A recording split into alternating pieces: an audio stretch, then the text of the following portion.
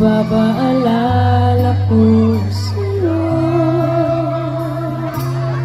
ang aking pangako na ang pag-ibig ko laging sa'yo.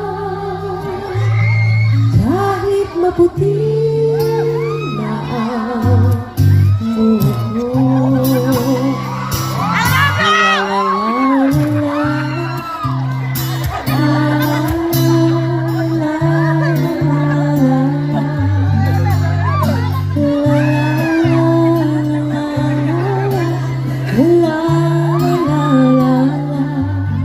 ang nakalipas ay babalik natin.